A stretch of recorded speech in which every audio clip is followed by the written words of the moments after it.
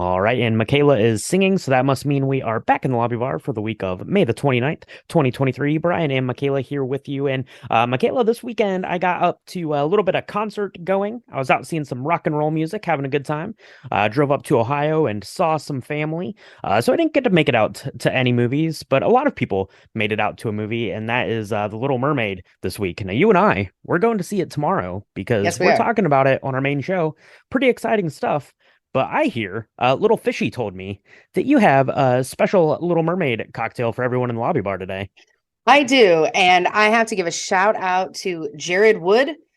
Jared is not related to me. We have the same last name, but he is a mixologist, bartender extraordinaire at Regal Cinemas at the Stonecrest location, which is near our house and where we go to see all our films. Yes. When we go to the movies at Drink the Movies. Um, and Jared came up with this really amazing cocktail, and I wanted to give him a shout out and share it with the world because it is actually really amazing. Now, you're not going to be able to just go get this at any Regal Cinema. You're going to have to go to Jared's Cinema. Or you can make it yourself, which is why I have the ingredients. So thank you very much, Jared, for sharing the secret mixology. This is the Mermaid Mango Marga-jito, which sounds like a margarita and a mojito mixed, and that's exactly because it is. It's because a margarita wants to be part of the mojitos world, I That's think. right. That's It's right. exactly right. Yeah. Yeah, yeah. So it's amazing, and I'm gonna read the ingredients right off right now. So we're gonna start with some Camarina silver tequila. If you don't have Camarina, that's okay. I did not either. So when I remade this, I just used a nice silver tequila, and then you're gonna put an ounce of that in a glass with an ounce of your Malibu rum. Okay. Then you're gonna add an ounce of lime juice and half an ounce of mango syrup. So not mango juice. You definitely want it to be thicker, more umptuous, which is hard to imagine because mango is just so sumptuous all in itself and has that really beautiful like velvet mouthfeel. But Monin makes some mango syrup. So it's summertime. I think you will find plenty of other uses for this mango syrup as well. I think you should definitely reach into your pockets and spill for the mango Monin. But you're going to add half an ounce of that to your drink. You're going to fill this up with ice. You're going to give it a nice stir, and then you're going to top it off with some Sprite or some Diet Sprite or Starry or lemon lime soda of your choice. And then you're Hmm. going to drink this, and it is really good. I was worried that it was going to be too sweet. But because we use a whole ounce of the lime juice and you want to use fresh lime juice, it really adds that balance. The balances the acidity really nicely. And it's very two worlds coming together, which is what The Little Mermaid is all about. That is right. Yeah, absolutely. So this is pretty fun, right? This is a cut from the cloth of Drink the Movies, right? We were talking about the cocktails they were having for some movies there, and Jared had made up these because he didn't think that the theater was going to get special cocktails for The Little Mermaid, so he gave us a sneak peek of what he was planning to whip up. We'll find out tomorrow if there are other Little Mermaid cocktails, and if there are, we're probably going to talk about those over on our Patreon after we get a chance to see it. But looking forward to getting out to see The Little Mermaid. This is a delicious drink. It's perfect in the summer. I think I don't know if it really kind of borders under the mojito too much, but it definitely kind of lightens up and makes a regular old margarita a little bit more summery, a little bit easier for like a party. You can mix this up would be good if you're having some friends over to do that instead of just doing a straight margarita. This is kind of a fun riff on that, I think. So give that a try. Let us know what you think, and we definitely liked ours. And let us know if you're making it out to see The Little Mermaid. A lot of people did here over this holiday weekend in the U.S. At least as we're celebrating Memorial Day. People were headed out to see The Little Mermaid. Led the way with $117.5 million, followed by Fast X, Guardians of the Galaxy Volume 3, Super Mario Brothers, and The Machine round out the top five. So, Little Mermaid, I was interested to see, Michaela. We've been talking about The Little Mermaid now for a long time. People have been throwing in their 2 cents about it, whether they were worth having 2 cents about it or not. But I was really very interested to see how this did. I didn't know if it was going to do well. I didn't know if it was going to bomb, but it seems to be doing pretty good.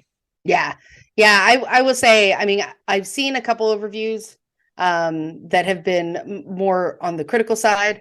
But every single person that I know that has shared with me that they have seen this film has said that it is transformative and amazing. And I'm super excited for that because there were a lot of emotions around changes that were made, not just from an acting perspective, but I guess they made changes to the story itself.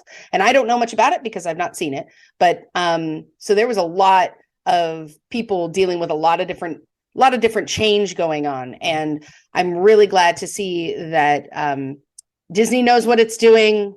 And it's not sorry, not sorry, right? I feel like that's kind of Disney's mojo these days, which I love. They're gonna continue to do what they're gonna do, and they're gonna make money doing it because they actually know what it means to be bringing worlds together. I don't know. I'm super excited that it did as well as it did. Because I think they were expecting it to be big, but I didn't think they were going to go above like the 100 million mark for the first weekend. And especially since they're tearing away the audience that was seeing Fast X. And I feel like there might be some overlap. I'm kidding. There's no overlap. If you like Fast X, you probably Little Mermaid's about family too, and it is. Leaving them, I think. But it's true. It's true.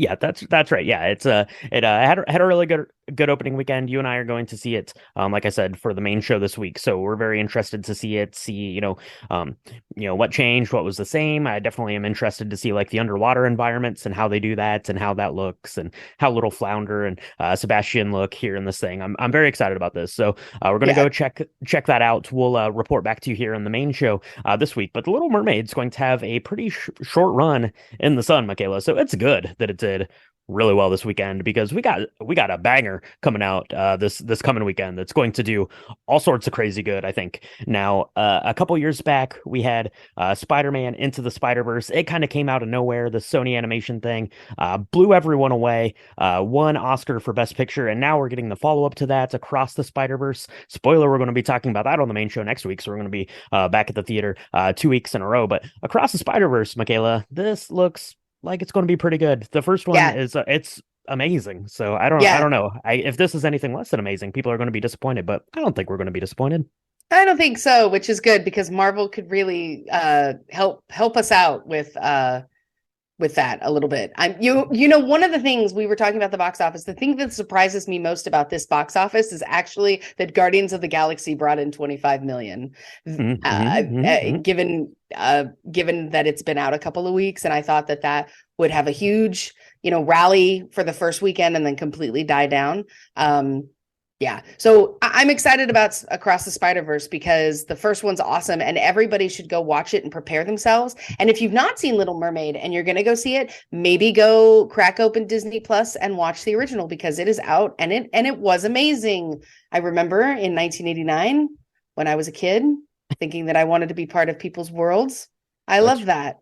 That's right. What a message there from that movie. Yeah, Across the Spider-Verse is coming out this week. Definitely looking forward to seeing that. Maybe we'll watch Into the Spider-Verse, Michaela. Maybe we'll watch that and maybe we'll talk about it over on our Patreon. That's where we do our bonus stuff. We just released our Andor episode over there a couple of weeks ago. That's on our Patreon. It's patreon.com/drinkthemovies if you want to go get some bonus content and just generally support the podcast. It's an awesome way to do it, and we definitely appreciate it. But like we said, this show right now, it's all about getting ready to go see The Little Mermaid. That's what we're talking about on the main show this week. So we're going to have, what was that drink called again? The Marga-jito.